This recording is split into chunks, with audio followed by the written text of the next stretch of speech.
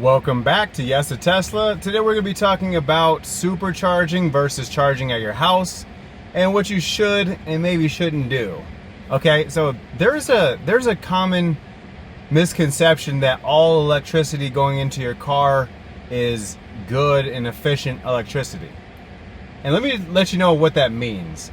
So the slower that electricity goes into your battery, the better, not super fast. So your battery stays at a good level, so that way it doesn't overheat, or not overheat, but so that way it doesn't get super hot. Now, when you use supercharging, you actually will see faster mileage go down. So what I've done is, that's why I thought it was a range thing with me. I was like, what's going on? Is something wrong with my car? So when I plug in at the house, I noticed that when I'm plugged in and I take it from that charge and just do my day, it lasts a lot longer than when I go straight to the supercharger and charge it up from, let's just say 30% all the way up to 82%. I like to get it over a little bit, so I'm just above 80%. I feel like I'm almost right back there like 2.5, 3 hours later. So what I end up using is this right here, which is this is already pre-installed in your car. You just look at this symbol, it's the energy app. And right now, see how you can see it? It has 150 miles left to 153.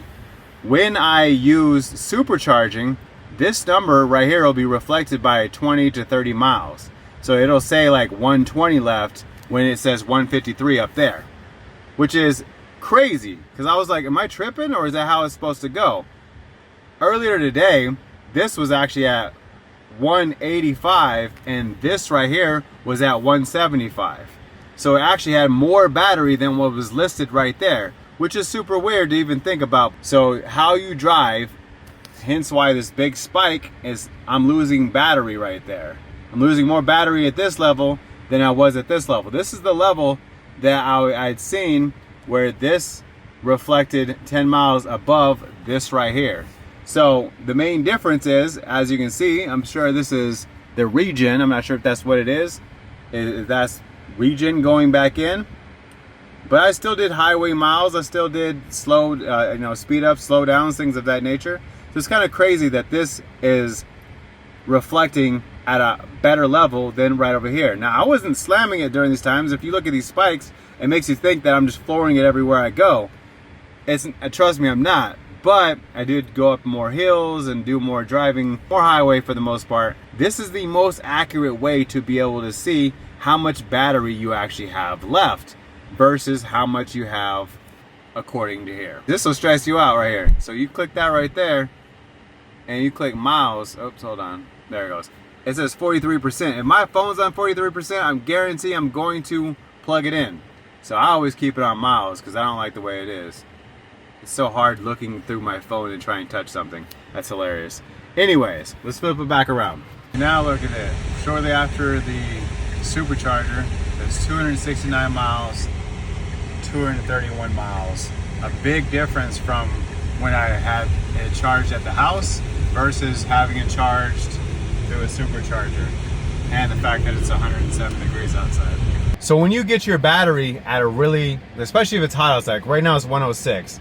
Which also has to deal with your consumption level as well. It was cooler earlier, like 85, 95 degrees, somewhere around there. I don't know, I didn't really check. But it was cooler than it is now. So that also goes into how much battery is going to be used to be able to keep the car cool inside and on the outside when it comes down to your battery itself. It has its own cooling system. So when I'm here and I use a supercharger, especially if it's 106 outside, my battery itself is already at a hot level from working, and it's going to go ahead and plug into a supercharger, which is going to just flood it with energy. It's going to do the same thing. It's like fast energy. Fast energy burns faster. If I go home and I plug in and I'm able to charge through my dryer plug, which I don't want to get it wrong, it's a NEMA something. Anyways, if I plug into my dryer plug, that one right there will charge at a slower rate, even though it's still 106 degrees outside. But the energy I put in it will be lower and slower, to where now I will get more out of that battery charge session than I would if I supercharged that same exact level. Now, I thought it was going crazy. asked ChatGPT, I went to Reddit, and other people like me have had this same exact issue. So if you've had this issue before, definitely put a comment down below because I would love to hear your side of the story and how your EV experience has been. Now the levels I like to keep my battery at is no lower than 20%, but I do charge up to 85% at the house. I don't do it at the supercharger, but I do charge it up to 85%. The reason why is because they say that you shouldn't be charging to full and leaving your car sitting there, especially not on the charger. And you definitely don't want to go to 90%. So I'm like, there has to be a happy medium. So I chose 85 because it's between the recommended, just above, and not as high as 90%, because my battery usually gets done charging around like 5 to 6 a.m., which is when I'm already going to wake up anyways and head out to do my day. Technically, I could be doing 100% because they're saying that you could charge your car to 100% as long as it's just not sitting there after. You don't want it just sitting at 100% a whole bunch of time. So like when I did a battery test on my Model Y, I made sure to run down the battery to below 80%, which took almost 2 hours of leaving the car on for it to reduce down to, I think it was 83%, which I was like, all right, cool, that's perfect. What kind of battery level do you leave your car at? Do you leave it at that's highly suggested of 80% to 20%? Because my Model Y right now is currently at 50%, just sitting there in my driveway. So I feel like that's an acceptable thing because it's not really high, but it's definitely not really low. So that way it can still do any triggered events with Sentry mode, and it can still get in the car and drive somewhere and not worry about having to charge. Because the first thing I don't want to do is just go and charge it up at a supercharger after it's been sitting.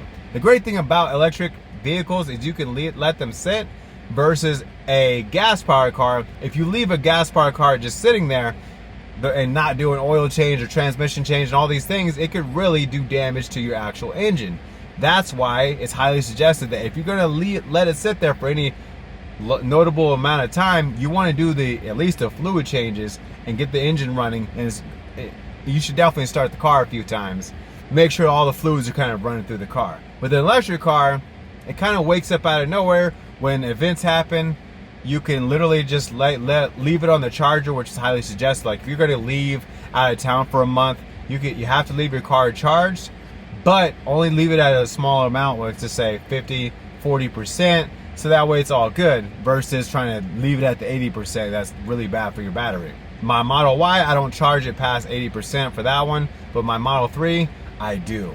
And especially because I'm out here driving all the time, I let my car charge to 85% because I know for facts it's not going to just be sitting there like my Model Y, which is more of a family car. This one's for business, that one's for pleasure or family time. If you are in the market to buy a new Tesla or even a used Tesla, please use my link down below. It really helps out the channel. As well, it helps you as well to get money off your purchase or many different incentives that is left with the referral program.